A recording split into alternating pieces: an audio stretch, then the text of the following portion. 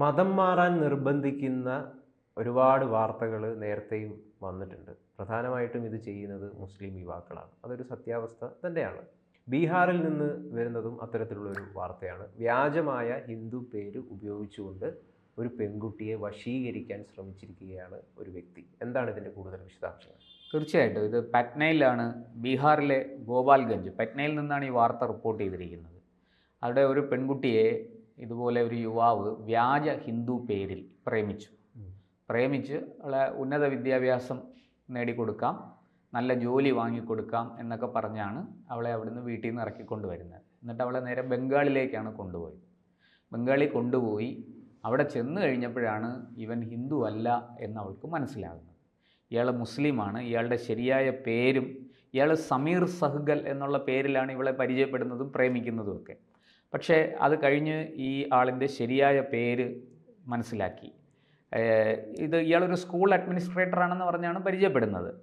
പക്ഷെ തബ്രജ് എന്നാണ് ഇയാളുടെ ശരിയായ പേര് എന്ന് അവിടെ ചെന്നപ്പോഴാണ് മനസ്സിലാക്കുന്നത്. അവിടെ ചെന്ന് കഴിഞ്ഞപ്പോൾ താൻ ട്രാപ്പിൽ പെട്ടു എന്ന് ഈ പെൺകുട്ടിക്ക് മനസ്സിലായി. ഇവൻ അവിടെ വെച്ച് പീഡിപ്പിച്ചു, ലൈംഗികമായി ചൂഷണം ചെയ്തു, അത് ഉപയോഗിച്ച് ബ്ലാക്ക്മെയിൽ ചെയ്തു. എന്നിട്ട് ഈ പെൺകുട്ടിയെ ഭീഷണിപ്പെടുത്തി മതപരിവർത്തനത്തിന് ശ്രമിച്ചു. ഇവൾ കുറച്ച് നാളൊക്കെ പിടിച്ചു നിന്നു അവിടെ. അവസാനം നിവൃത്തിയില്ലാതെ വന്നപ്പോൾ അവരറിയാതെ അവിടെ നിന്ന് ഒളിച്ചോടി. എന്നിട്ട് പോലീസിൽ പരാതി കൊടുത്തപ്പോഴാണ് ഈ സംഭവങ്ങൾ പുറത്തറിയുന്നത്. എന്തായാലും ഇവർ പറയുന്നതനുസരിച്ച് പരാതി പറയുന്നത് 3 തവണ ഗർഭഛിദ്രത്തിന് അബോർഷന് വിധേയയാക്കി എന്നാണ് പറയുന്നത്. ഈ 3 തവണ ഈ പെൺകുട്ടി ഗർഭിണിയായി, 3 തവണയും ഗർഭഛിദ്രം നടത്തി എന്നും ആ കുട്ടി പരാതിയിൽ പറയുന്നു. മാത്രമല്ല ഈ ഹോസ്പിറ്റലിൽ പോയല്ലേ ഇത് ചെയ്യാൻ പറ്റുള്ളൂ. അങ്ങനെ ആശുപത്രിയിൽ ചെന്നപ്പം അവിടെ ഈ പെൺകുട്ടിയുടെ പേര് പറഞ്ഞത് അലിസ ഖാത്തൂൻ എന്നൊരു വ്യാജ മുസ്ലിം പേരാണ് അവിടെ കൊടുത്തത്. ഇങ്ങനെയെല്ലാം ഈ പരാതിയിൽ ആരോപിക്കുന്നുണ്ട് ഈ പെൺകുട്ടി. എന്തായാലും ഇത് എന്താ പറയുക, ലവ് ജിഹാദ് അഥവാ പ്രണയക്കെണി എന്നൊക്കെ നമ്മൾ പറയുന്ന ആ സംഭവത്തിൻ്റെ ഏറ്റവും ഒടുവിലത്തെ ഉദാഹരണമാണ് ഈ സംഭവം. ഈ ഗോപാൽഗഞ്ചിലെ വാടക വീട്ടിൽ വെച്ചും ഇയാളും ബന്ധുക്കളും ഈ കുട്ടിയെ മുസ്ലിം ആകാനായിട്ട് പ്രേരിപ്പിച്ചു എന്ന് പറയുന്നുണ്ട്. പിന്നീടാണ് ബംഗാളിലേക്ക് കൊണ്ടുപോയത്. അപ്പോൾ ഈ മതം മാറാൻ വിസമ്മതിച്ചപ്പോൾ ഈ കുട്ടിയെ മുറിയിൽ പൂട്ടിയിട്ട് പട്ടിണിക്കിട്ടു, അടിച്ചു, ഉപദ്രവിച്ചു. അങ്ങനെ ഒരുപാട് അട്രോസിറ്റീസൊക്കെ നടന്നിട്ടുണ്ട്. എന്തായാലും കഴിഞ്ഞ ഡിസംബർ 13 വെള്ളിയാഴ്ച ഈ കുട്ടിക്ക് അവിടുന്ന് രക്ഷപ്പെടാൻ ഒരു അവസരം കിട്ടി. ഈ പെൺകുട്ടി അവിടുന്ന് രക്ഷപ്പെട്ട് നേരെ പോലീസ് സ്റ്റേഷനിൽ വന്ന് പരാതി കൊടുക്കുകയായിരുന്നു. ഇതാണ് സംഭവം. ഈ പാറ്റ്നയിൽ നടന്ന, പാറ്റ്നയിൽ നിന്ന് റിപ്പോർട്ട് ചെയ്തിരിക്കുന്ന വാർത്ത ഇതാണ്. ഇത് നമ്മുടെ ഈ ലവ് ജിഹാദിൻ്റെ ഏറ്റവും ഒടുവിലത്തെ ഉദാഹരണമാണ്. ഇത് ലവ് ജിഹാദ് എന്ന് പറയുന്ന, കഴിഞ്ഞ ദിവസം ഒരാൾ പറയുന്നത് കേട്ടു, ലവ് ജിഹാദ് അല്ല, ഇത് ലവ് ട്രാപ്പ് ജിഹാദാണ്. ഒരു പ്രണയക്കെണിയാണ് ഇത്. ശരിക്കും പ്രണയിച്ച് മതം മാറ്റാനുള്ള ശ്രമമാണ് ഈ നടന്നിരിക്കുന്നത്. എന്താണ് വേറെ എന്തെങ്കിലും? യഥാർത്ഥത്തിൽ ഈ ലവ് ജിഹാദ് എന്ന് പറയുന്നത് ഭയങ്കര കോംപ്ലിക്കേറ്റഡ് ആയിട്ടുള്ളൊരു വിഷയമാണ്. പല കേസുകളും ഇപ്പോൾ കേരളത്തിൽ തന്നെ നേരത്തെ റിപ്പോർട്ട് ചെയ്തിട്ടുള്ള പല കേസുകളാണട്ടെ, ഇതിലൊക്കെ ഒരാളെ യഥാർത്ഥത്തിൽ പ്രണയം നടിച്ചിട്ടാണോ ഒരു പെൺകുട്ടിയെ തങ്ങളുടെ മതത്തിലേക്ക് കൊണ്ടുവരുന്നത് എന്ന് കണ്ടുപിടിക്കാനായിട്ട് പലപ്പോഴും അന്വേഷണ ഏജൻസികൾക്കൊന്നും സാധിക്കാറില്ല. ശരിയാണ്. കാരണം പെൺകുട്ടികൾ തന്നെ കാര്യത്തിലേക്ക് വരുമ്പം അവർക്ക് അനുകൂലമായിട്ട്, അതായത് പുരുഷൻ അനുകൂലമായിട്ടാണ് നിൽക്കുന്നത്. കാരണം കോടതിയിൽ പോലും പെൺകുട്ടികൾ പോലും ഇതിൽ എന്താണ് യഥാർത്ഥത്തിൽ വസ്തുത എന്ന് പറയാൻ വേണ്ടിയിട്ട് സാധിക്കുന്നില്ല. ഒന്നിക്കിൽ അത് ഭയത്തിൻ്റെ പുറത്തോ അല്ലെങ്കിൽ വേറെ ഏതെങ്കിലും ബന്ധം വേർപിരിയേണ്ടി വരുമോ എന്നതിൻ്റെ ഒക്കെ പുറത്തായിരിക്കാം അങ്ങനെ തോന്നുന്നത്. യഥാർത്ഥത്തിൽ ഇതിനൊരു നിയമനിർമ്മാണം തന്നെയല്ലേ ഇത്?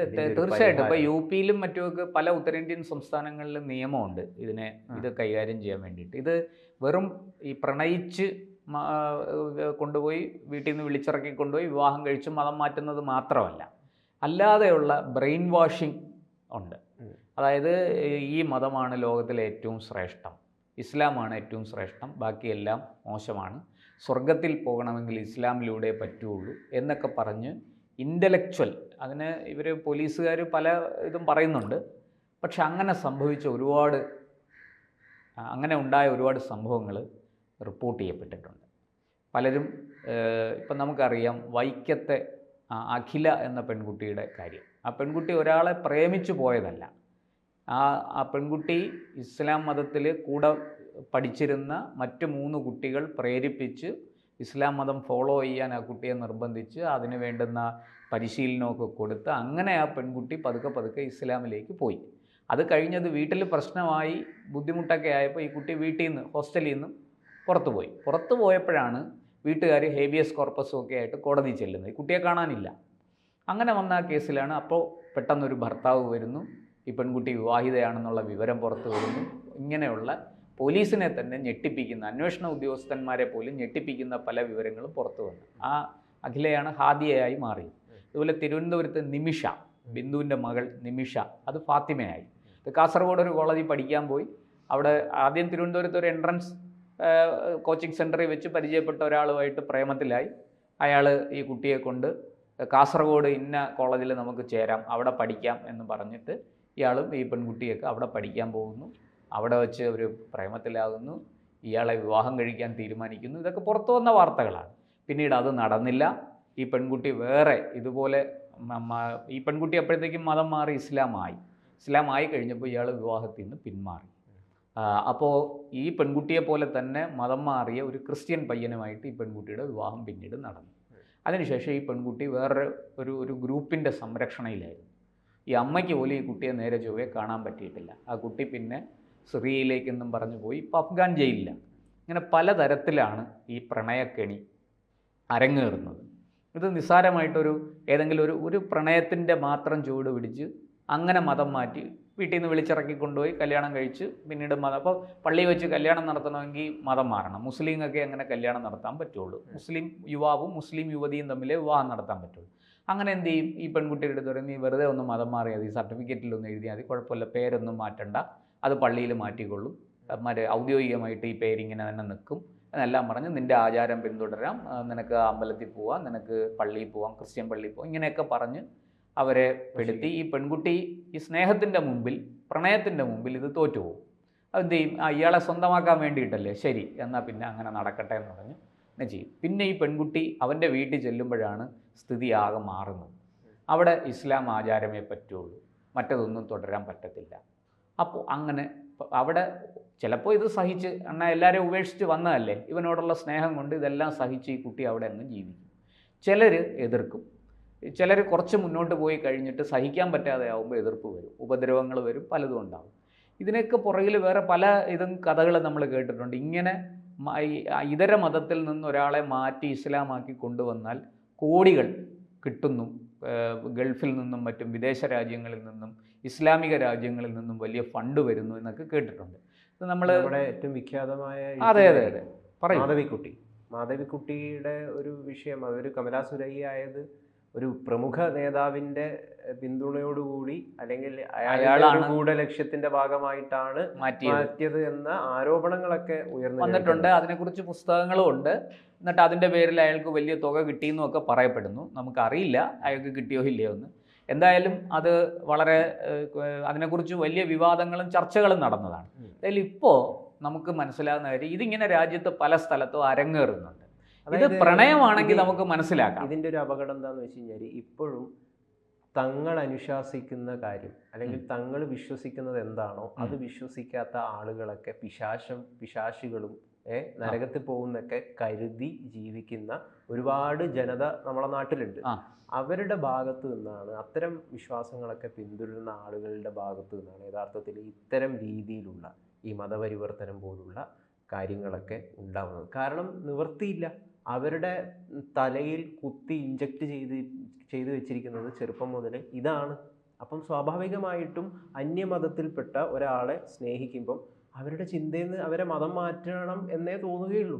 അല്ലെങ്കിൽ പിന്നെ അവര് ആധുനിക ജനാധിപത്യത്തെയൊക്കെ വിശ്വസിച്ച് ജീവിക്കുന്ന ആളുകളായിരിക്കണം. അങ്ങനെ അതൊക്കെ വളരെ കുറവാണ് എണ്ണത്തിൽ. എന്തായാലും ഇരിക്കട്ടെ. നമുക്കിപ്പോൾ മനസ്സിലായ കാര്യം, ഇത് ഈ പ്രണയക്കെണി അത് ഉപയോഗിച്ച് ഒരു പെൺകുട്ടിയെ ഇങ്ങനെ വീട്ടിൽ നിന്ന് ഇറക്കിക്കൊണ്ടുവന്ന് സ്വന്തം മതത്തിലേക്ക് ചേർത്ത് അതിനെ ഉപദ്രവിക്കുക, പീഡിപ്പിക്കുക, അങ്ങനെ എന്താ പറയുക, എല്ലാ കഷ്ടപ്പാടുകളും കൊടുക്കുക. ഇത് നമ്മുടെ നാട്ടിൽ പല സ്ഥലത്തും നടന്നു വരികയാണ്. അതിൻ്റെ ഏറ്റവും ഒടുവിലത്തെ ഉദാഹരണമാണ് ഈ ബീഹാറിൽ റിപ്പോർട്ട് ചെയ്ത് ഗോപാൽഗഞ്ചിൽ നിന്ന് വന്നിരിക്കുന്ന ആ വാർത്ത. തബ്രജ് എന്ന് പറയുന്ന യുവാവ് ചെയ്ത ഈ കൊടും ക്രൂരത. എന്തായാലും ഇപ്പോൾ പോലീസ് അന്വേഷണമൊക്കെ പെൺകുട്ടി രക്ഷപ്പെട്ടു. അതിൻ്റെ തുടർ കാര്യങ്ങൾ നമുക്ക് അറിയില്ല എങ്ങനെയാണ് വന്ന് ഭവിക്കാൻ പോകുന്നതെന്ന്. അതിൽ യു പി പോലെയുള്ള സംസ്ഥാനങ്ങളിൽ ഇതിനെതിരെ നിയമം പാസ്സാക്കിയിട്ടുണ്ട്, മറ്റു പല സംസ്ഥാനങ്ങളും പാസ്സാക്കിയിട്ടുണ്ട്. ഇത് സാർവത്രികമായിട്ട് രാജ്യത്ത് ഇങ്ങനെ, അതായത് പ്രണയിച്ച് മതം മാറ്റി കല്യാണം കഴിക്കുക, അത് നടപ്പുള്ള കാര്യമല്ല. സുപ്രീം കോടതി തന്നെ പറഞ്ഞിട്ടുണ്ട്, എന്താ, നിങ്ങൾ അങ്ങനെ രണ്ട് മതത്തിൽപ്പെട്ടവരാണെങ്കിൽ തീർച്ചയായിട്ടും ആ കല്യാണം നിലനിൽക്കണമെങ്കിൽ, നിയമപരമായ സാധുത കിട്ടണമെങ്കിൽ സ്പെഷ്യൽ മാരേജ് ആക്ട് പ്രകാരം വിവാഹം കഴിക്കണം എന്ന് പറഞ്ഞിട്ടുണ്ട്. ഈ നിയമമൊക്കെ ഇത്രയും ശക്തമായിട്ട് പോലും നമ്മുടെ രാജ്യത്ത് ഇങ്ങനത്തെ കുഴപ്പങ്ങൾ നടക്കുന്നു, അത് അരങ്ങേറുന്നു എന്നുള്ളതാണ് വാസ്തവം. എന്തായാലും സർക്കാരുകളും ഭരണകൂടവും പോലീസും ഒക്കെ ജാഗ്രതയോടെ ഇരിക്കട്ടെ. ഇത്തരം വിധ്വംസക പ്രവർത്തനങ്ങൾ ഒരിക്കലും അനുവദിക്കാൻ പാടുള്ളതല്ല. സ്ത്രീ സുരക്ഷയ്ക്ക് വലിയ പ്രാധാന്യം കൊടുക്കുന്ന ഒരു നാടാണ് നമ്മുടേത്. ഇനിയും ഇത്തരം സംഭവങ്ങൾ അരങ്ങേറാതെ ശക്തമായ നടപടികളാണ് ഇക്കാര്യത്തിൽ ഉണ്ടാകേണ്ടത്.